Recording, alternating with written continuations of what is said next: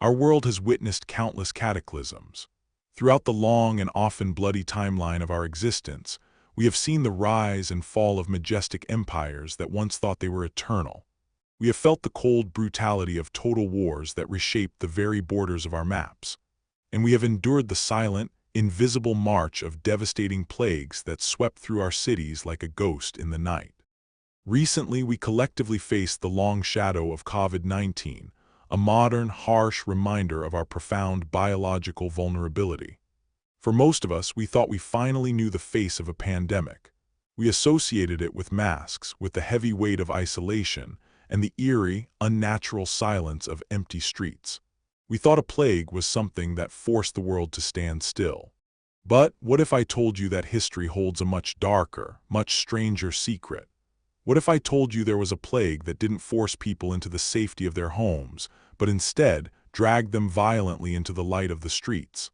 A plague that didn't cause the common symptoms of coughing, congestion, or fever, but an uncontrollable, agonizing, and relentless urge to dance.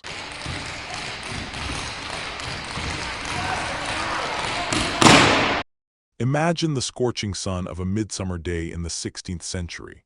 In the middle of the square, hundreds of people are moving, but they are not celebrating. There is no joy in their eyes. They are screaming in sheer physical pain.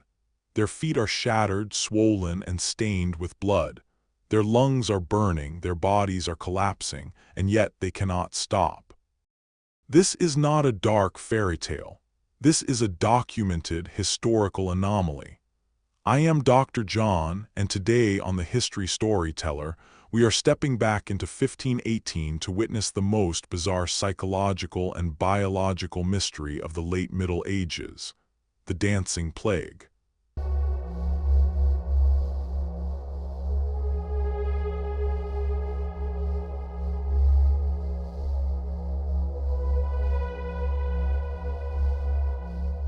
The madness did not begin with a roar. It began with a rhythmic, unsettling silence in the narrow, claustrophobic cobblestone streets of Strasbourg. It was July 1518, a month of suffocating heat and growing dread. A woman, known to history as Frau Troffea, stepped out of her home and into the public square. Without a single word of explanation, without a single note of music to guide her, she began a frantic, jagged solo. At first, the onlookers gathered with curiosity. They were amused, perhaps thinking it was a fleeting moment of religious ecstasy.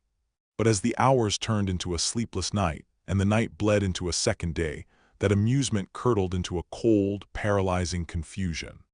Frau Troffea did not stop. She did not eat. She did not drink. She refused to succumb to the basic human needs of rest or recovery. Her face, once familiar to her neighbors, was now a distorted mask of sheer, unadulterated agony.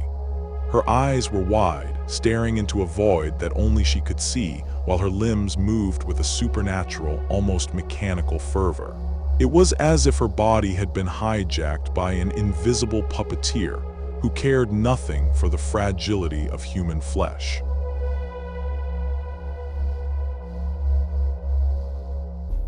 By the third day, the atmosphere in Strasbourg had shifted from confusion to pure terror. The sound of her feet striking the pavement over and over became a haunting metronome for the city's fear. Physicians were summoned, priests offered prayers, but Frau Troffea remained locked in her rhythmic prison. Then the unthinkable happened. The contagion began to spread. By the end of that first week, 34 others had been seized by the same inexplicable impulse. They didn't just join her, they were consumed by the same invisible fire. They danced until their shoes disintegrated, until their feet were flayed to the bone, and their stockings were soaked in crimson. Within a single month, this solitary act of madness had transformed into a tidal wave. Over 400 citizens were now trapped in this lethal choreography.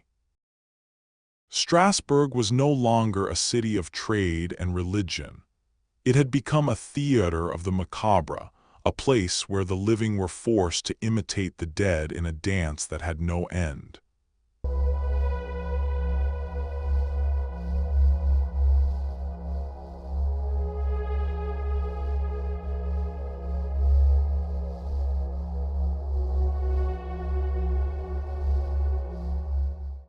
As the streets overflowed with broken bodies, the city's authorities faced a crisis that defied all logic.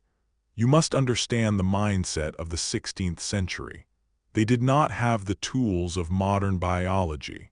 They looked at these suffering souls and saw a spiritual or physical imbalance. The most prominent physicians of the era were summoned to the cathedral's shadow. After observing the twitching, bloody masses, they reached a conclusion that would be laughable if it weren't so deadly. They diagnosed a condition called hot blood. In a move that remains one of the most catastrophic errors in the history of public health, the council decided that the only cure was more dancing. They believed the body needed to exhaust the heat within. They did not provide medicine. They did not offer rest. Instead, they transformed the city into a literal stage for death. They erected massive wooden platforms. They hired professional pipers and drummers to provide a constant, pounding beat. They even brought in strong men to hold the collapsing dancers upright so they wouldn't stop moving. But they were tragically wrong. The music acted as fuel for the fire. The frantic beating of the drums drove the mania deeper. At the height of this madness, as many as 15 people were dying every single day. They died from strokes, from massive heart attacks, and from the sheer failure of their internal organs, all while the musicians played on and the city watched in horror. For centuries, historians and scientists have looked back at the year 1518, desperately searching for a rational explanation for such an irrational event. How does a collective mind simply snap? The first major theory is a biological one, ergotism. During the damp summers of the 16th century, a toxic fungus known as ergot often grew on rye bread, the primary food source for the poor. When consumed, this fungus acts as a natural precursor to LSD. It causes terrifying hallucinations, violent muscle spasms, and a sensation of burning in the limbs. But many scholars argue that ergotism alone cannot explain the rhythmic, sustained nature of a dance that lasted for weeks. This leads us to a much more chilling possibility: mass psychogenic illness. The people of Alsace were living in a state of constant, unbearable psychological pressure. They were haunted by the memory of the Black Death, crushed by extreme famine, and paralyzed by the fear of supernatural curses. In such an environment, the human psyche can become a tinderbox. Modern psychologists believe that the dancing plague was a collective rupture, a mass trance triggered by absolute despair. The dance was not a choice. It was a physical manifestation of a society's mental breakdown.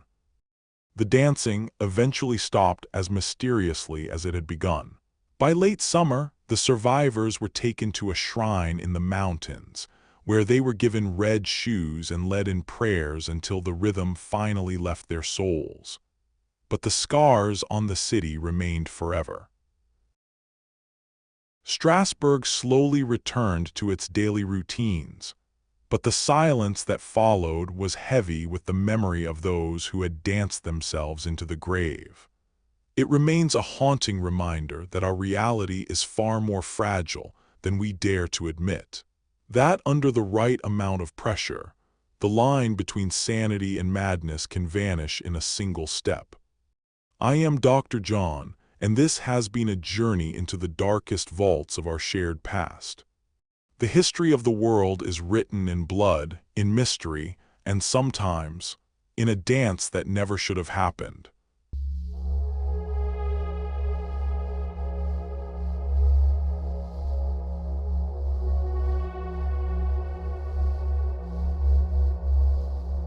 If you seek to understand the moments that defined our world, join me again. Subscribe to the History Storyteller, and let us continue to unlock the secrets of time together. Until the next chronicle.